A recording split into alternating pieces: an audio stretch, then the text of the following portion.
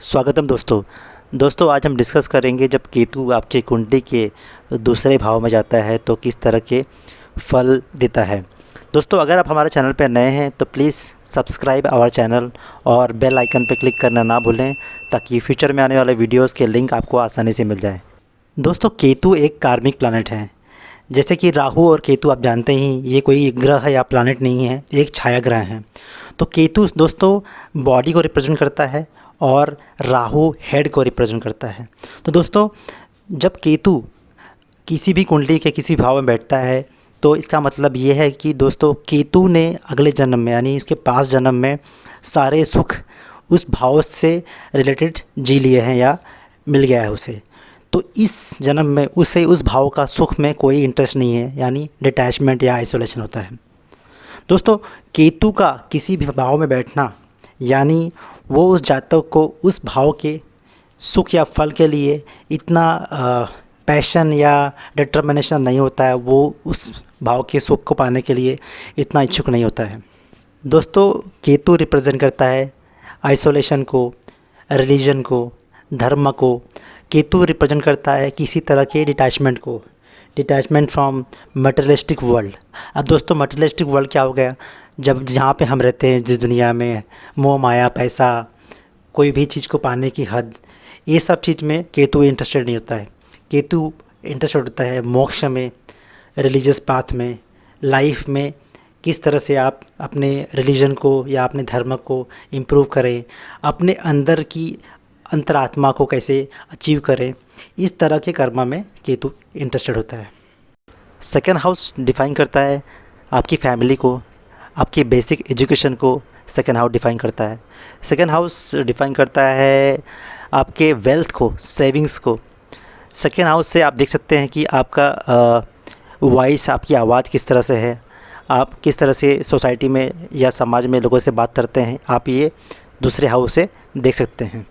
दोस्तों जब केतु आपकी कुंडली के दूसरे भाव में आके बैठता है तो केतु दोस्तों रिप्रेजेंट करता है आइसोलेशन को, डिटैचमेंट को।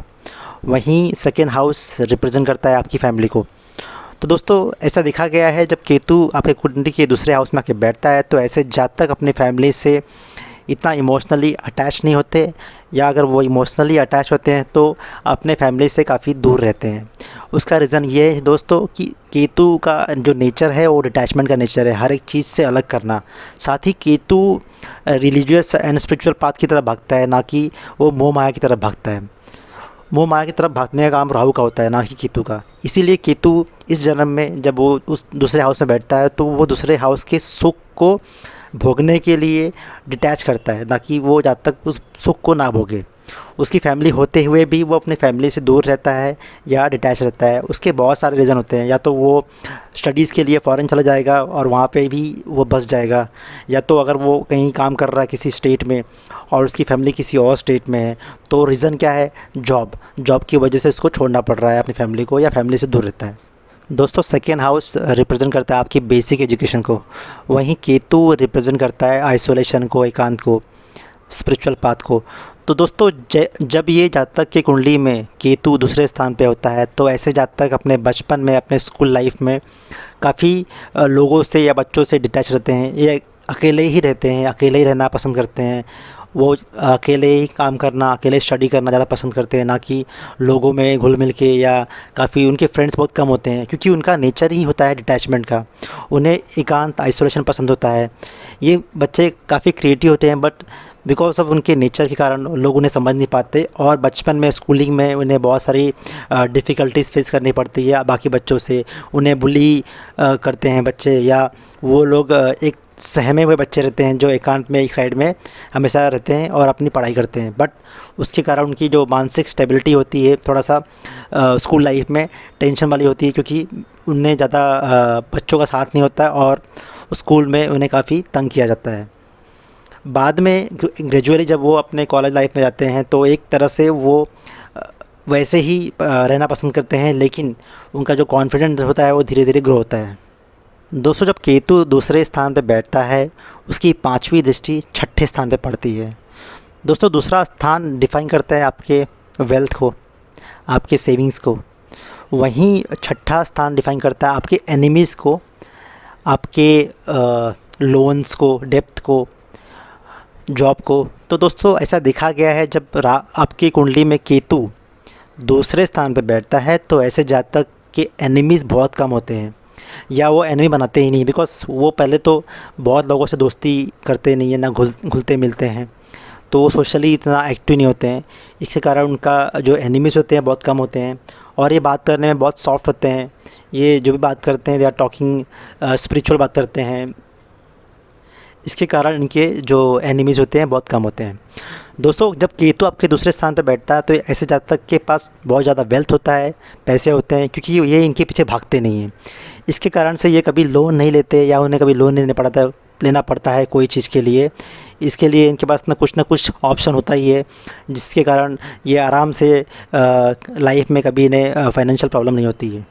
दोस्तों जब केतु आपकी कुंडली के सेकेंड हाउस में बैठता है, उसकी 7वीं दृष्टि 8वें स्थान पे पड़ती है।